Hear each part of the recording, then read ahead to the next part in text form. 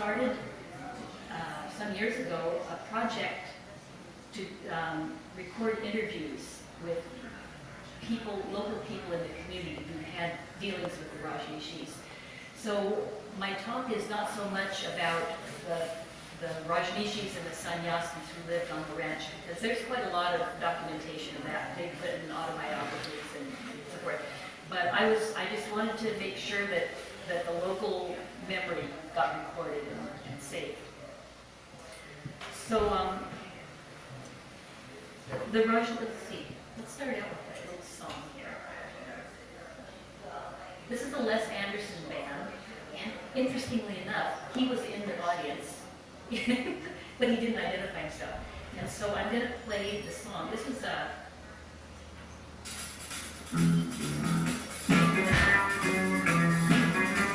Guru Guru. If some folks say if they're calling me, he drives back with the antelope in a big long limousine. Do 75 hours in a 30-mile-an-hour zone. You don't give a damn about all you make it up here alone. Well, here in Oregon, it's clear as it can be. Where a man can do what he wants to do, he can be what he wants to be. We've got our laws and standards. It seems just a little bit funny that a man can change that law around just because he got a lot of money.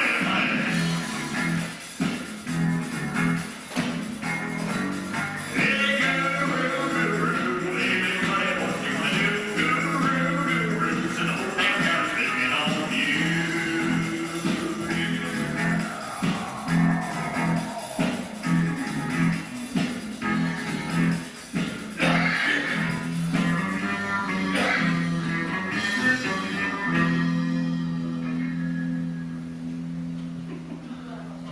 That was in 1982. The Rajneeshis hadn't been here very long. They really were having an impact already.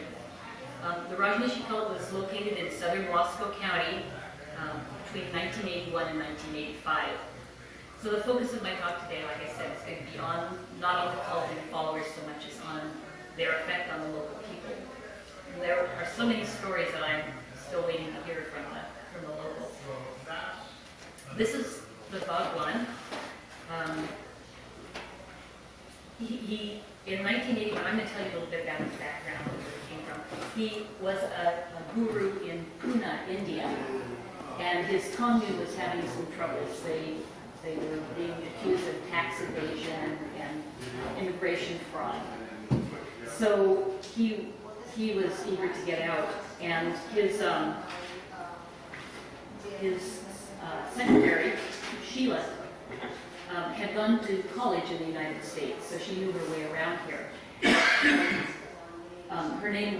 Her sannyasa name was Ma Anand Sheila. So she came to the United States and arranged for him to be able to come on a medical visa for a bad back. This is the landscape down where Rajneeshpuram was situated, a whole kind of open area with lots of hills and no trees.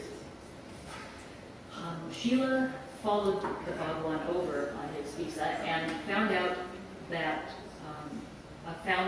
located this place where she thought it would be good to have a commune. There's 64,000 acres on the former Muddy Ranch. And in July of 1981, the Rajneesh Investment Corporation bought the land for $5.75 million. It's more like 13 or 14 in equivalent now. So the Bhagwan flew into the ranch in his Learjet, and in November he applied for permanent residency as a spiritual leader. The sannyasins, the followers of the Bhagwan, started coming slowly to the ranch because he had sannyasins all around the world. This was very much an international group. And they called the place Rancho Rajneesh. I showed you a picture of Sheila, his secretary. She looked fairly mild. This is a picture of bad Sheila. She was a spokesperson for the Bhagwan, and in the beginning, she seemed very open and willing and invited people to come out to the ranch and see what they were doing. They were making the desert bloom.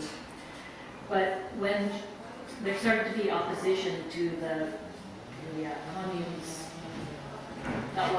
break rules and to live without restrictions, Sheila got kind of vicious, and in on news shows and in meetings, she was pretty rough. She used bad language and hand signals and stuff. It was not very nice.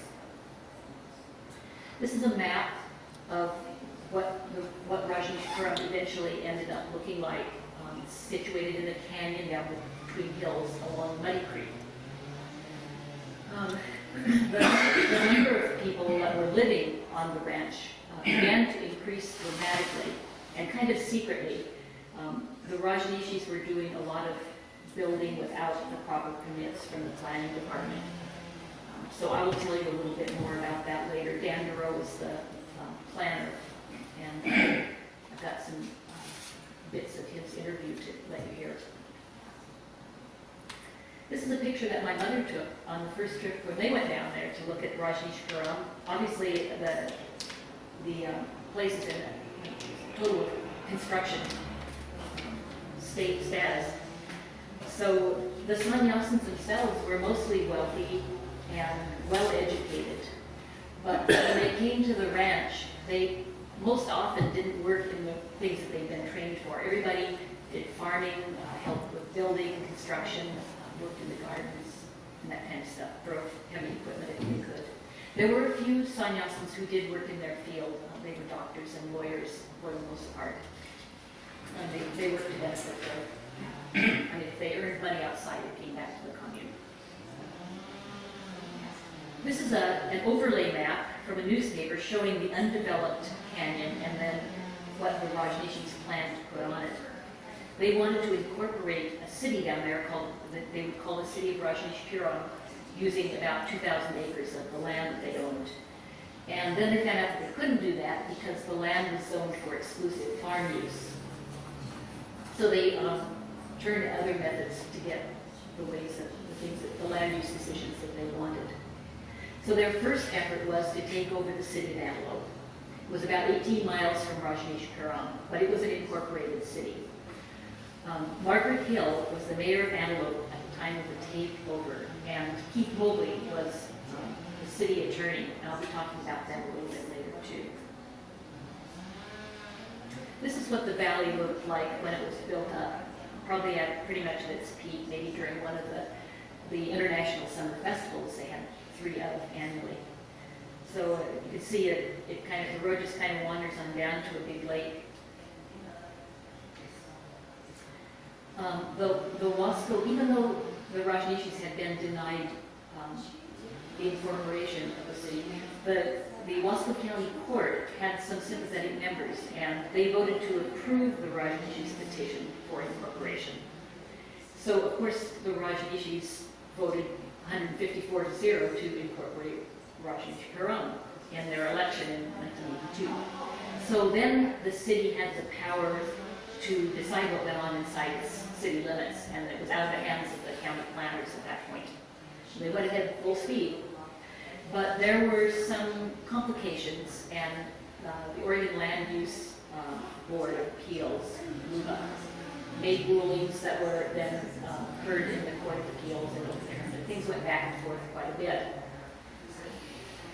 But it was considered not a very good, that the planners hadn't really considered what it would mean to have a large urban center so far out like it was. And it's pretty barren land.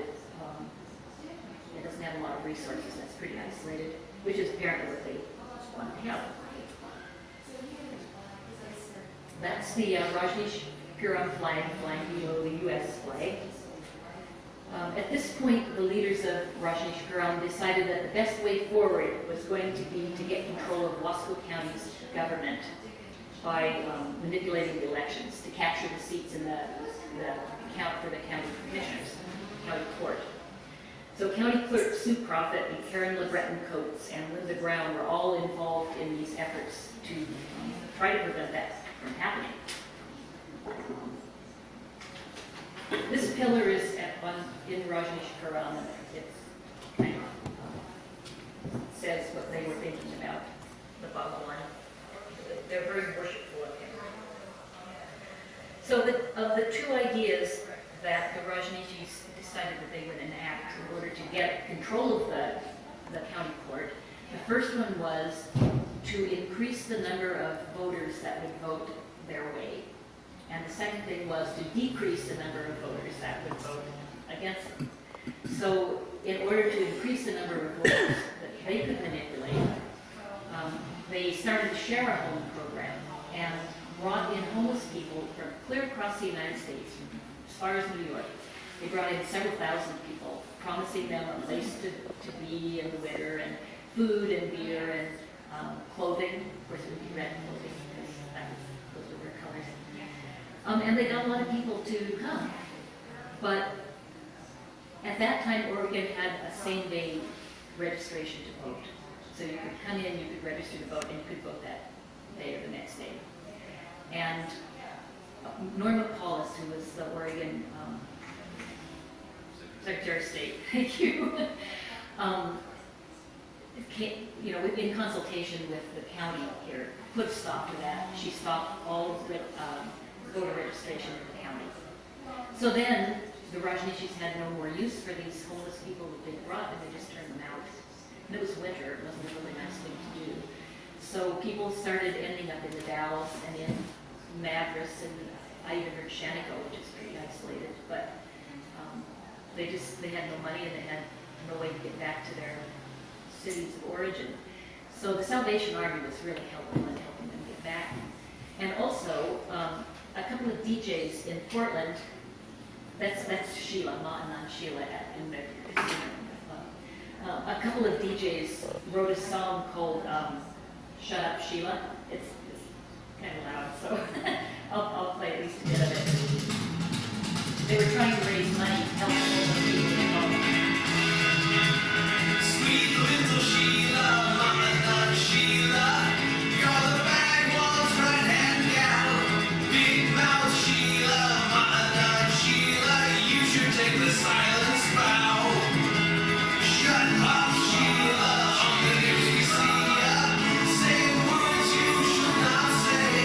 She's a red disaster, like we ask her to grab and blow away. Me and Sheila go for a ride. Feel funny inside. Then little Sheila screams in my ear. Ow, ow, ow, ow. Shut up, Sheila dear. Sheila said she need me. She said she never leave me. But the bus won't come around.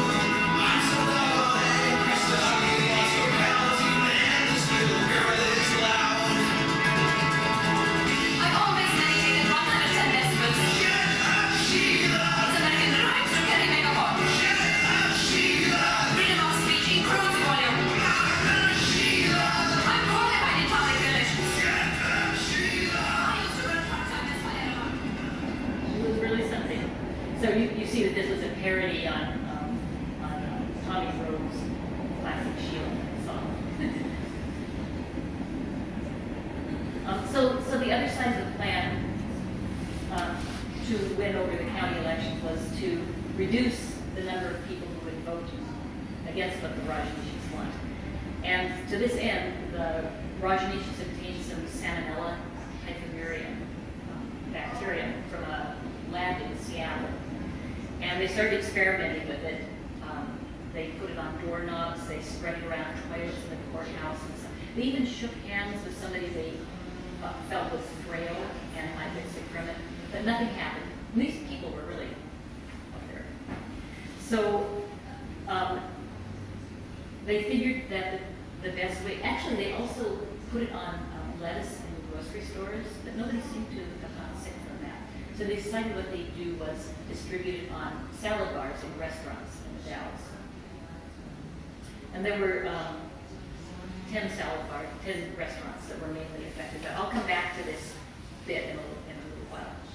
So as the Rajneeshis got more and more unneighborly, their illegal and criminal activities coming to light, the tide of feelings began to turn against the commune. And so the Rajneeshis ramped up what they called their peace force. And since they were a town, they were able to get formal training through the state police. So these guys were not only trained in all the methodology, they had access to car car licenses and all kinds of things that regular police had access to. And they let, local people were kind of on edge because a lot of them carried guns, and here are these guys with their AK, whatever they are. And here they are doing target practice on human silhouettes. I mean, they were really trying to ramp up the anxiety. And it seemed like it could get violent, but fortunately it never happened. So now I'm going to tell you this little sidetrack here.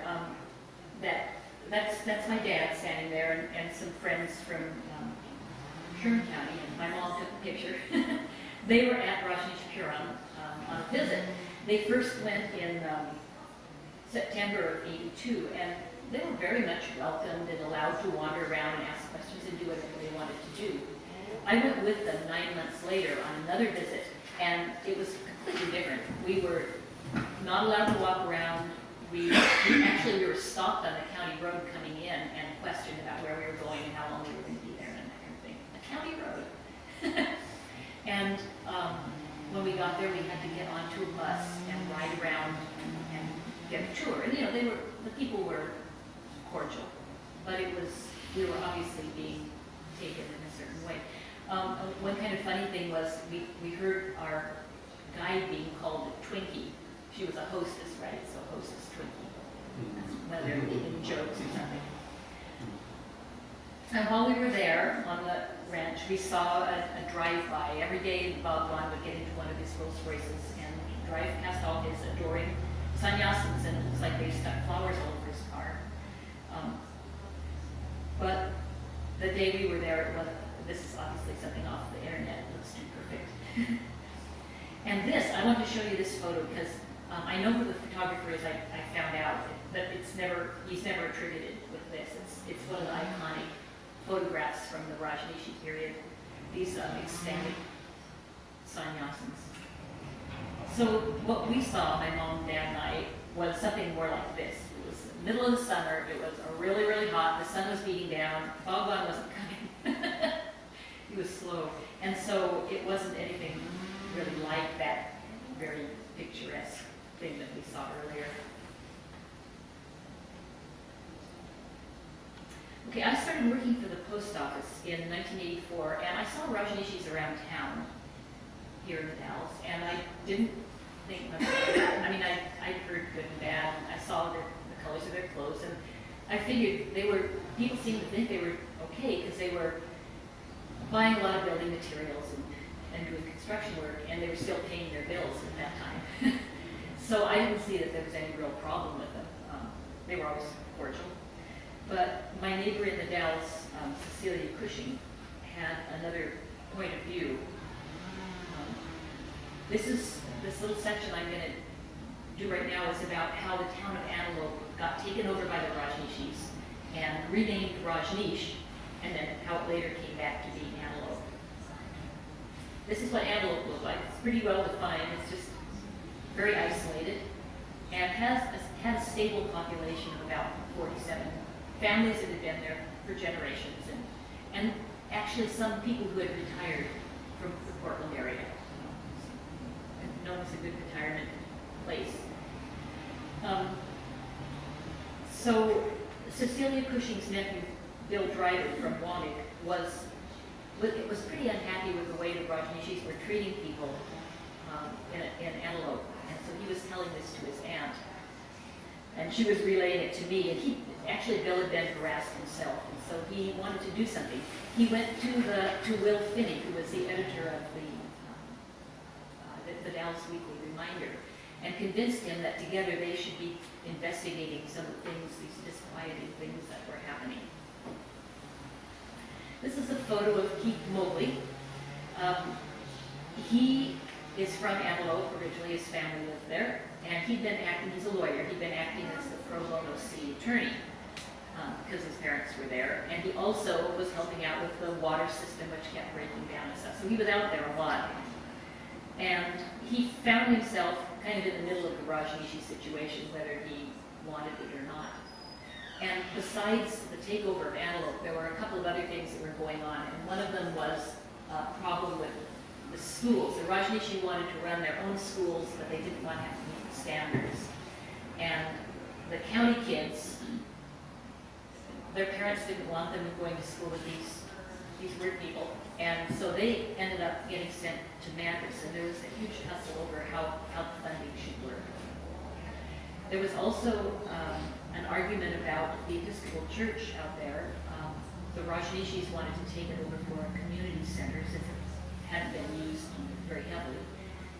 So that was a rather big deal out there in Antelope that was going along. So take a look at Keith, and here he is in his younger version on the right. This is probably in the late part of, what year? 82? 82, yeah, in the late part of 82. So in April, Sheila, the band Sheila, had 60 of the sannyasins move out to Antelope. So you can see they took residence, they outweighed the number of people who were there, and they pretty soon were wanting to take over the city council, and that was the point. So the city council tried really quickly to disband and disincorporate, but they were too late and they weren't allowed to do that. So the Rajneeshis got in and then just started building up the town and running people out. It was a very sad thing. The person who was the mayor of Antelope when this all started to happen was Margaret Hill.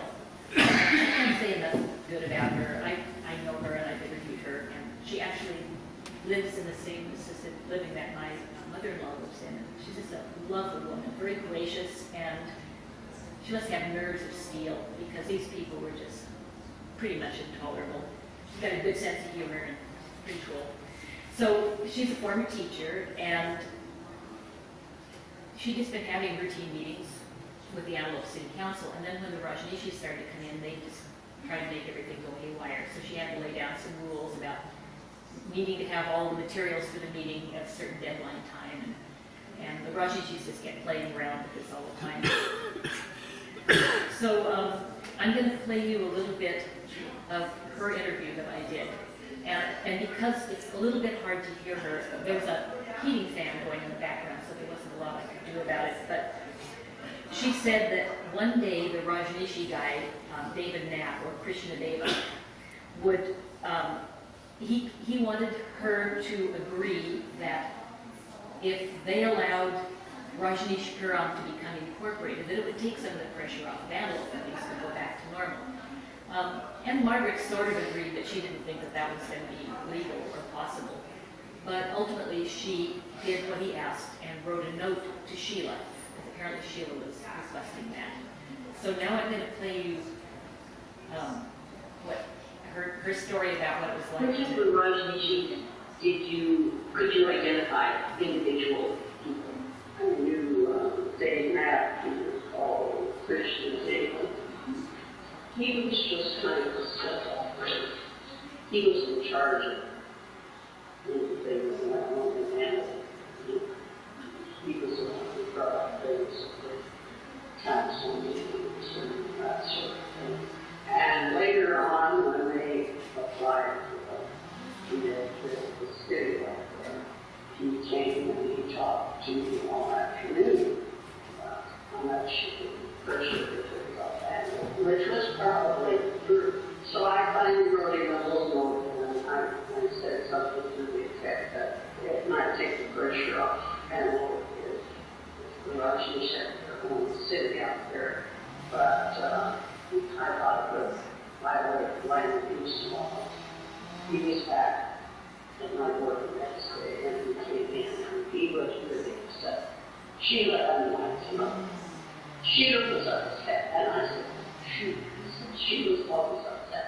There were three things that told me. One was a liar and that's not guilty. And I said, oh my goodness. And he plunked himself down on the end of the sofa, away from the desk.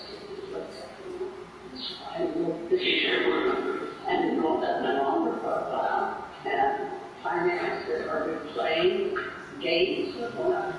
And then he dropped his eyes, but you know, I think he was trying to, but it sounds like, I think and maybe stronger with us. I think to get this kind of stuff. That was something that I had heard other people talk about, that the Rajneesh people would just start staring at you, and they would just stare and stare and stare. Whether or not they were trying to hypnotize or just kind of discombobulate you. It was odd. So eventually Antelope did get its name back, although it took quite a while. It was 1985 before that happened. But you know, the town itself was really pretty damaged by what happened, because some of the inhabitants moved away. They just couldn't stand the pressure of having these Rajneeshis drive up and down the streets all night and throw gravel around and use flashlights and look in the windows. I mean, it was just total harassment. It was very, very bad. So, let's see. This is in Antelope. The store says Zorba the Buddha on it. It's a restaurant. It was formerly the Rajneesh Cafe. Antelope Cafe, thank you. And the protesters in the street there are saying that we don't want to be taken over. And that's a peace force car there with a peace officer in it. And I put these slides in hopes that people would be able to identify some of the people in them, because I didn't know who they were. And they said that the man on the far right is Will Carey, one of the lawyers who became the city attorney of Antelope. And in the center is Bill Hulse, the county judge. And then the guy with the mullet is one of the Rajneeshis. And there's another meeting with Sheila in the front, and the man sitting at the table in white suit was the county school superintendent. There's the Antelope Cafe restored. I figured it was a recent picture because of the ATM sign in the window that wasn't there in the 1980s. And people really rejoiced when Antelope got its name back. It's kind of cute. There is a statue of an antelope, a bronze statue on a pedestal down at the courthouse, Wasco County Courthouse here in the Dalles. And at the base of it, it has this quote that the only thing necessary for the triumph of evil is for good men to do nothing. It's an Edmund Burke quote. The next chunk that I'm telling you about, so I've told you about the Antelope disincorporation, and now I'm going to tell you a bit about the planning decisions and the things that went on in the Wasco County Planning Department. They were just amazing. And then the final bit will be about the salmonella poisoning. In the planning department, as a planning director, Dan DeRoe had to make a lot of trips out to Rajneesh Huron to make sure that the buildings were being constructed properly and that they were being used for the purposes that they had been built for. And in this recording, you're going to hear Dan say how scary it was on the ranch and how glad he was to see Jeannie Sr., who was a reporter from the Oregonian who was planning to meet him, but was told that he wasn't there at the ranch because who knows. So here's Dan, and this is about I think about a 5-minute clip, but it's a really good story. He's got a good voice. I had to go to the ranch pretty regularly after it was determined by the courts that the incorporation may be overturned, and the courts gave jurisdiction back to Wasco County. Because of that court ruling, they were just, man, that's good to be angry. I always had to go around with Sheriff's deputy. They never were off. He bulletproof vest. My senior planner at the time, Jim Johnson, and I went with Deputy Davis.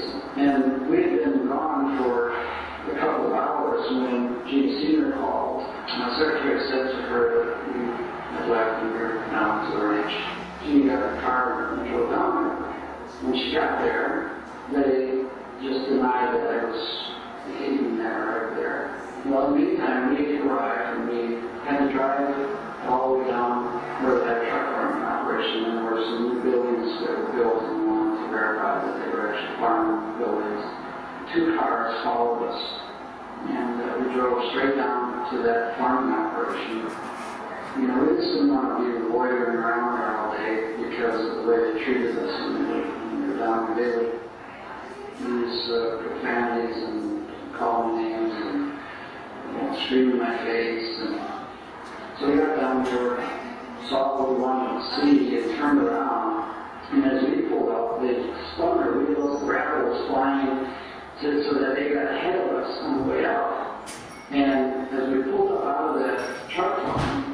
they stopped at a garbage station, and we couldn't get by. What they were doing, we found out later, was delaying us long enough so that they could set up this big accident in the road ahead. Finally, they drove off and we were right behind them.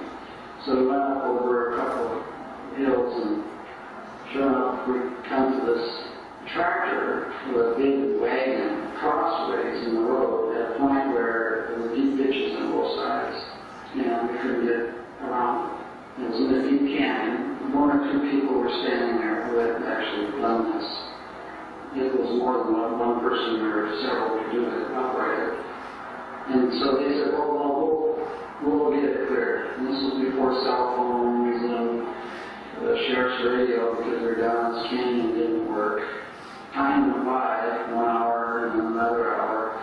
The Rajneeshis who were in the street people were with the Rajneeshis who were working the truck farm, walked by us and got in a bus that came to pick them up on the other side.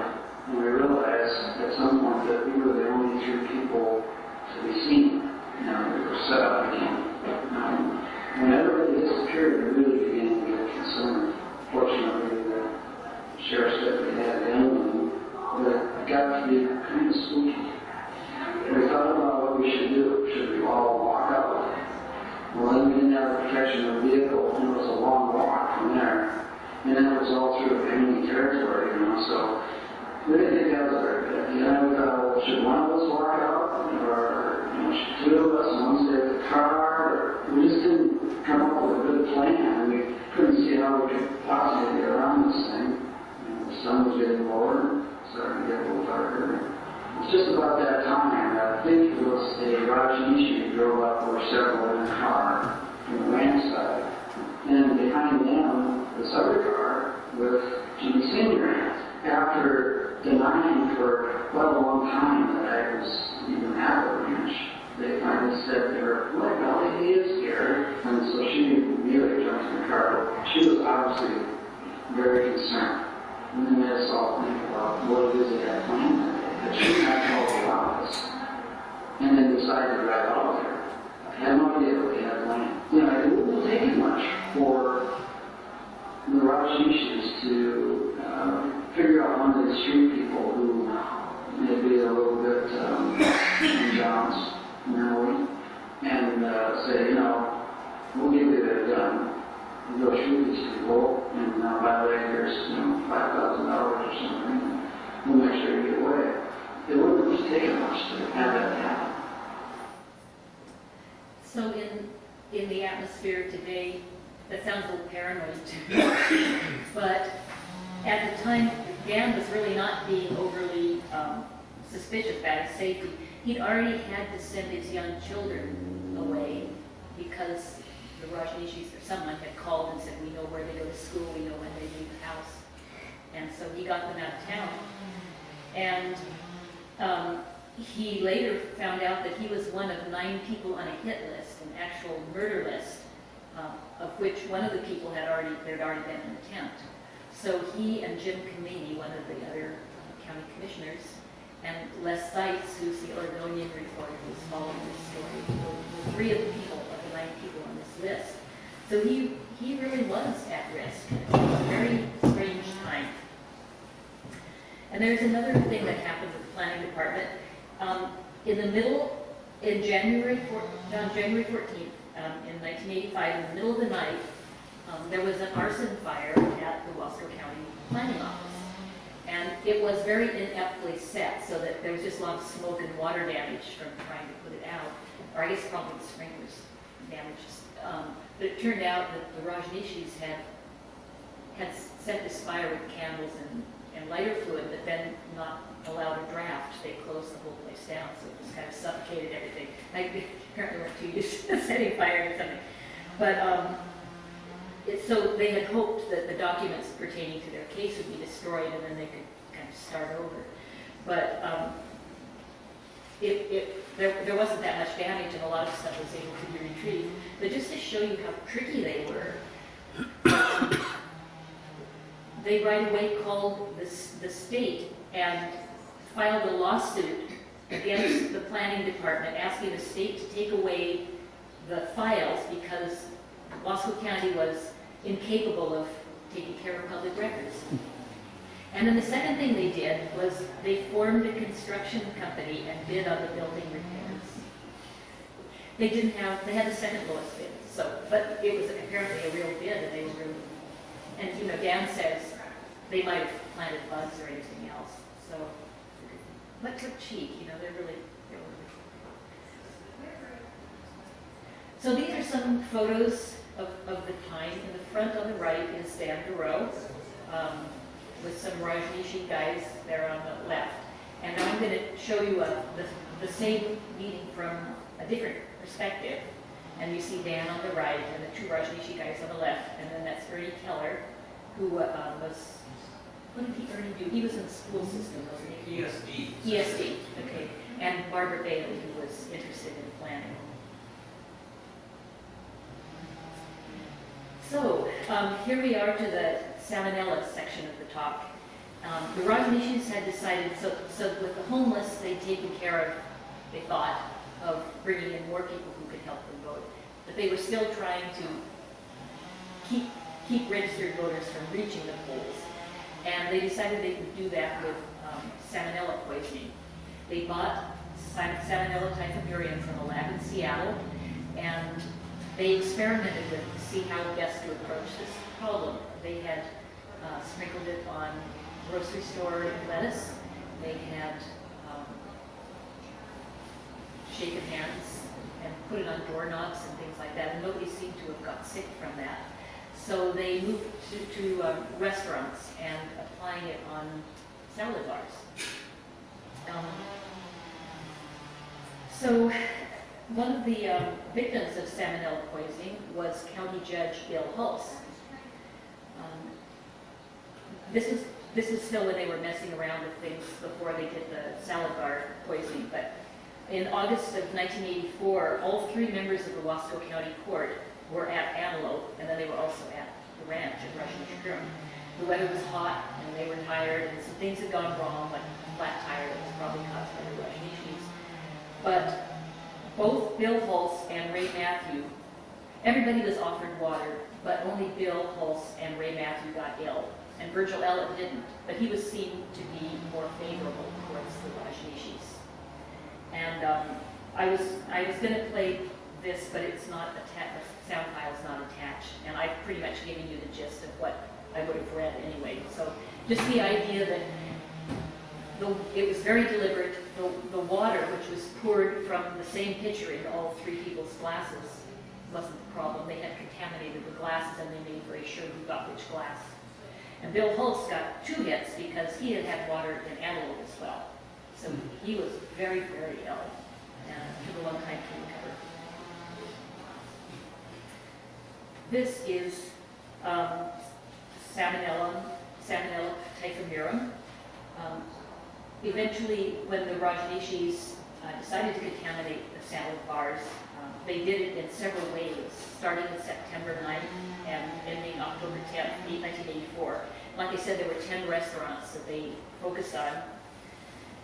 751 people were confirmed to have had salmonella poisoning. So you know there must have been many, many others who weren't as strongly affected or who toughed it out or something. So Dr. Tom Hodge remembers treating people at the hospital. And when I interviewed him, he was kind of grumpy because he said he was supposed to be he was just on call. His regular partner would have been the one to have to deal with this. But anyway, he had to do it. But they were out of rooms, and people were just located in the halls. They had such an overflow, so to speak. And Marilyn Gladwell, who was the owner of AO Northwest Labs, was really shocked to see all these stool samples coming in testing positive for this one particular salmonella. I mean, you might get some different varieties, but this is just always the same signature. And she had to notify the state that this was happening. It's required. But she also was afraid personally because the AO lab was kind of in an isolated place, and she had to go out in the dark. She was working night and day to deal with all these samples. She was kind of afraid for her life too. She was maybe at risk for these people. This is a postcard that I wrote to a friend who missed a meeting. Mike Craig said you were ill. I hope it's not salmonella. And my gosh, it was. She has saved this all these years, and she sent it to me. When was it from? It was 84. And she sent me a scan of it. I was just really tickled to have it, given that I'm doing this work. But they had gone to one of the restaurants, and her husband ordered pizza, and she ordered salad. And at one point, he reached over to have a piece of her salad, and she knocked his hand away and said, "You got your own food." But she was the one that got sick, and he was okay. Moral of the story, don't go to the salad bar, eat the pizza. You can pizza there. Anyway. So, nobody died during this salmonella attack, but a lot of people had serious health problems following gastrointestinal operations and things like that. It was a pretty bad thing. CDC, the Centers for Disease Control, investigated this because it was such a huge happening. But they were afraid that if they published the results, there might be a copycat.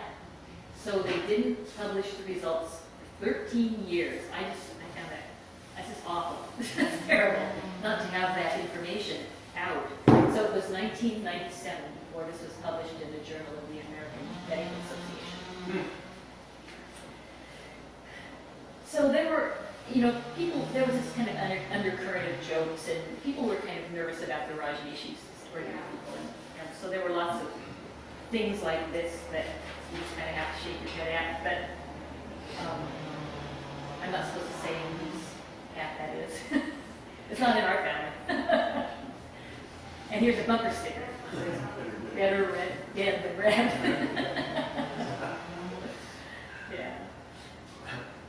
And also, this must have been real. There were several labels on a sticker, bog weenies, and they were apparently made in Gresham, and all the ingredients are there and everything. So there must have been some manufacturing of that.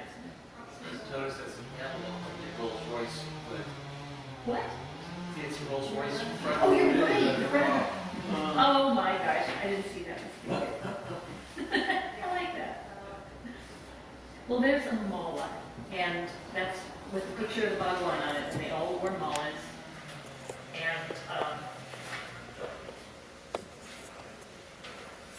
so I had, like I said, some experiences out there with my parents that were kind of interesting. But the end of the story is in September 13th. Everything just kind of fell apart out there. Sheila decided she was going to leave. She just decamped with some of her friends. And a couple of days later, Bob One, who'd been holding silence for maybe a year or two, broke his silence and denounced Sheila, and he said people didn't have to wear red clothing anymore, and he returned antelope, said that Rajneesh could be antelope again. So he was just trying to make nice and make it appear that Sheila had been the one who was the troublemaker. And I'm not sure if that's true. But then on October 27th, Bhagwan tried to leave the country, but he was apprehended in Charlotte, North Carolina, when they stopped to refuel the plane, and he was brought back. Sheila and her companions were returned from West Germany, extradited the next day on lots of heavy-duty charges, arson, attempted murder, and all that. And the sannyasins, who were still living on the ranch, just gradually began to dissipate and go back to their communities. They were an international bunch, but I don't know how much money they had left to get back there, because they'd given a lot of it to the Fund One. So all that was left was to disperse all the furnishings of the ranch and get rid of everything. There are the mug shots of Bhagwan and Sheila. And there is our just retired county clerk, Karen Breton Coates, and Linda Brown, who's now the county clerk, on one of the beds that was out there. They're just playing around. Bhagwan died of heart failure in 1990, but his cult continues. And you'll find, if you type Osho in, you'll find that his cult is still going on around the world, and they still worship him and what kind of stuff. Yeah, different. And Sheila, there she is, not a Spitfire anymore. She married her fourth husband, who was a Swiss national, and they moved to Switzerland, and he died, but she runs 2 nursing homes there for adults with mental difficulties. And, you know, given her background, you just can't believe it. But she's said to be very caring. She's also just written her memoirs that have been translated into English, and I'm looking forward to seeing that stuff. So here are Dan DeRoe, the county planner, and Bill Hulse, the former county judge, out at what Rajneesh is now, which is, it was bought, the land was bought by Young Life, which is a Christian group, and they've made it into a summer camp for kids. And it's really quite beautiful. I mean, they really made it a swimming pool, and it's a zip line and all kinds of stuff. So those guys were out there in 2008, and I went out with Wasco County Historical Society bus tour. That was really fun to look around because some of the destroyed stuff is still there from when the Rajneeshis had been there, but it's also very much overlaid with beautiful upkeep and furnishings and all that. So of all the people who have been following the Rajneeshi tale, Les Zeitz is probably the person who has the most comprehensive overview. And so if you want to read more about the detail of the Rajneesh saga, he's updated it within the last 5 years, and you can find it at OregonLive.com. I also want to say how much I think of Will Finney, who was the editor of the Weekly Reminder. He and Bill Driver were the ones who really got on the trail of what was going on with the Rajneeshis, and they stuck with it. It's pretty cool. So these are some photo credits, and some thanks to people who've lent me documents and so forth, and also to the Wasco County Trust for some support for doing a few more interviews. It's great. So, thank you. And are there any questions? And I want to think what the other one. You want to what? What the other one? What same one? You're gonna have 2 volume To what? movie. No, Movie? they had one earlier. Yeah. This is the second Yeah, one. this is the second So I one. can watch the same one? Yeah, pretty much the same. The same. Yeah, So same one, gonna be same one, huh? yeah, same thing.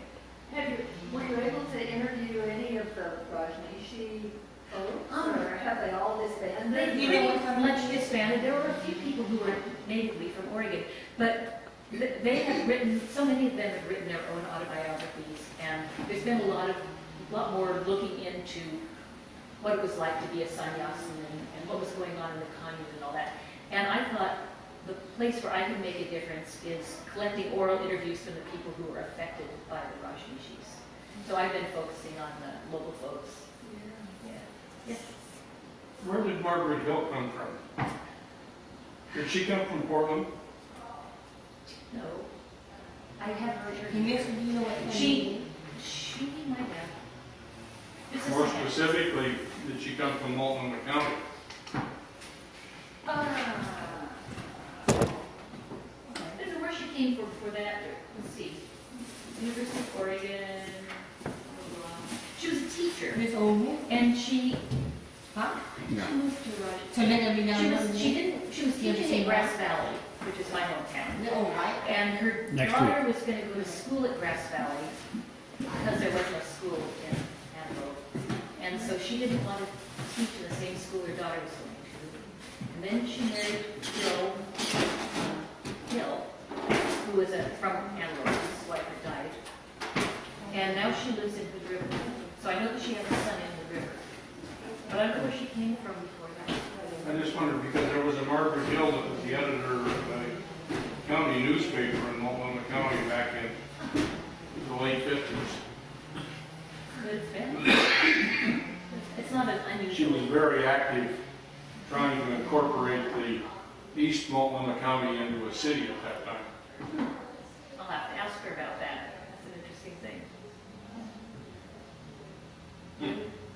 Any thoughts or questions? Not, thank you very much. Well, I Thank did you. have to. Oh, do. Gymnastic. Sheila, one of the slides that you They had a casino, they had a boutique, they had several restaurants, they had massage stuff, and they also had a university, so-called, with horses that you paid hundreds and hundreds of dollars to take, and they were in this massage. And this is, I don't know, it was a pretty strange scene, and there was a lot of sexual freedom and nudity and things that were actually done partly, I think, deliberately to offend the locals. So when they took over Antelope and named it Rajneesh, they made the city park close optional. And why not? They can make the rules, right? So this is just a very bizarre chapter in our history.